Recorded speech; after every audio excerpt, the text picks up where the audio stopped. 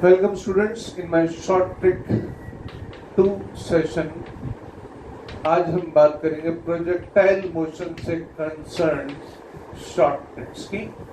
Short tricks जैसा कि मैंने पहले भी कहा, दोबारा कहूंगा, short tricks actually smart method से निकले हुए जो फॉर्मूलाज या कुछ कंक्लूजन्स होते हैं उनको हम डायरेक्टली यूज करते हैं। स्मार्ट मेथड डेफिनेटली कोई लॉजिक लगा के होता है। ओके, अब मैं 4 केसेस लेता हूं। एक पार्टिकल को किसी हाइट पे वेलोसिटी 0 से जस्ट छोड़ा है, एक पार्टिकल को किसी हाइट से नीचे फेंका है वेलोसिटी u से। तीसरा केस है एक पार्टिकल को वेलोसिटी u से ऊपर फेंका है। चौथा एक पार्टिकल को ग्राउंड से ऐसे फेंका है वेलोसिटी u से। कुछ टाइम t के बाद ये t 0 पर, सब साइमल्टेनियसली, सबका t स्टार्टिंग में 0 है, t बराबर 0 पर ये यहाँ पर है। आफ्टर सम टाइम ये लेता हूँ t इजिकल टू 0 से t इजिकल टू t तक की हम बात कर रहे हैं। तो t इजिकल टू t पर इसकी यहाँ से जो ये नीचे गिरेगा h ut plus half dt square, u कितना 0, लिखोगे हाफ ऑफ gt स्क्वायर।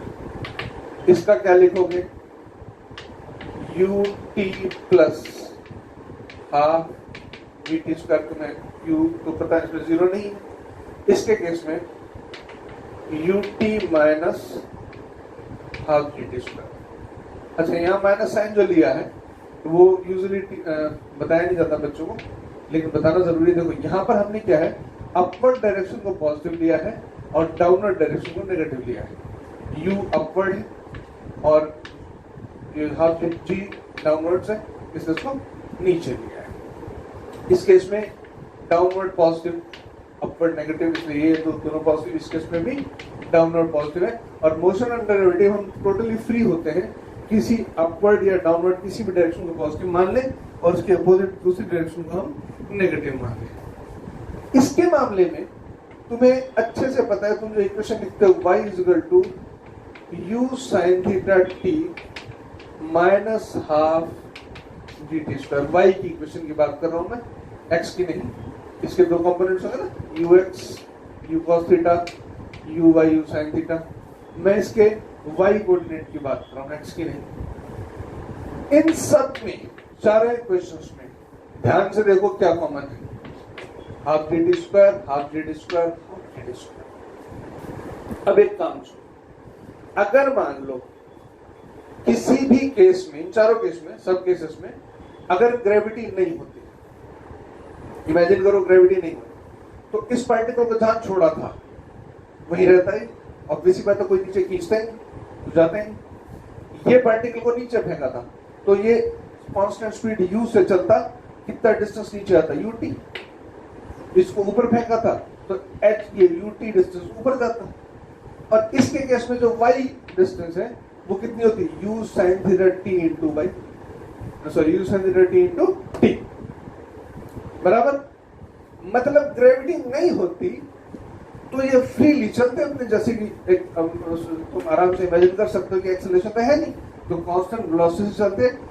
अब ग्रेविटी है, और ग्रेविटी क्या कर रही है जरा ध्यान से देखो। इन एवरी केस अगर मैं तुमसे ये कहूं कि टी टाइम में ग्रेविटी, इन एवरी केस कुछ भी करो तुम, पार्टिकल को छोड़ो, फेंको किसी एंगल पे, ऊपर नीचे, कैसे भी, तो ग्रेविटी का काम क्या है, हाफ gt स्क्वायर नीचे लाना। ये बड़ी इंपॉर्टेंट बात है। यहां पे u 0 था लेकिन ग्रेविटी नीचे ले आई। यहां u था तो ut नीचे आया अपनी वेलोसिटी से, लेकिन ग्रेविटी ने भी नीचे लाया, तो टोटल डिस्टेंस दोनों का सम हो गया। ये ऊपर जाना चाह रहा है, कितना जाना चाह रहा है, ut, उतने ही टाइम में ग्रेविटी कितना नीचे ला रही है, हाफ gt स्क्वायर।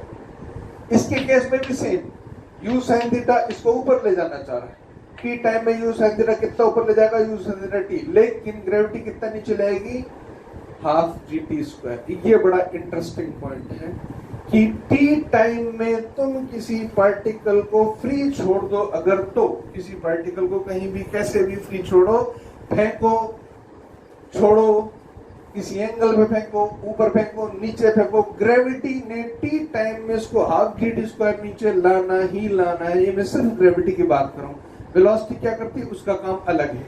मतलब ये जो इक्वेशन है तुम्हारे पास, मैं इस इक्वेशन को y is equal to u y t plus minus half of a y t square, मैं इस पर माइनस साइन लगा देता हूं, अपवर्ड पॉजिटिव। हमारे केस में ए वाई कितना होता है जी, इसकी जगह जी लिख देते। ये ग्रेविटी का काम हमेशा रहने वाला है। अब इस पॉइंट ऑफ व्यू से हम एक बात सीखते हैं, वो क्या है, ये मैंने एक पार्टिकल को पॉइंट ओ से सीधा फेंका, यहां से एक लाइन सीधी खींची की बात बाद में करेंगे, सीधा फेंका, ऐसे एक लाइन ड्रॉ, ये लाइन बिल्कुल स्ट्रेट जा रही है।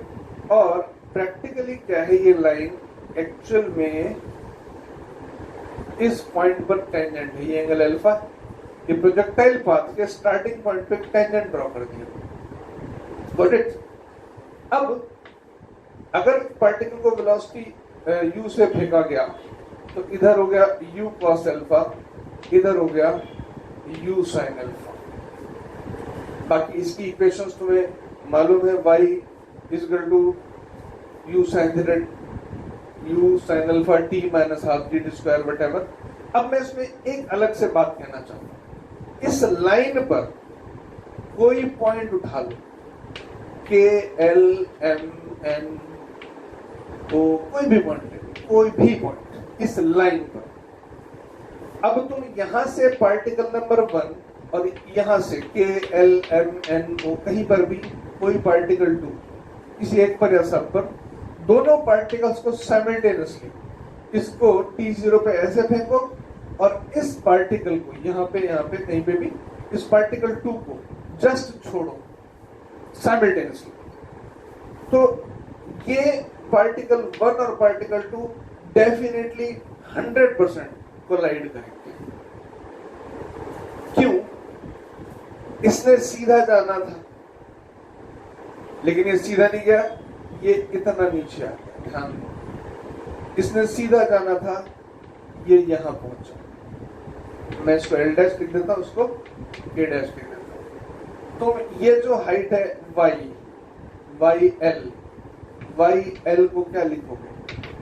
मान लेते कि यहाँ तक टाइम t1 होता है, यहाँ t2 होता है, यहाँ t3 होता है, यहाँ t4 होता है, तो y2 को लिखोगे u sin अल्फा t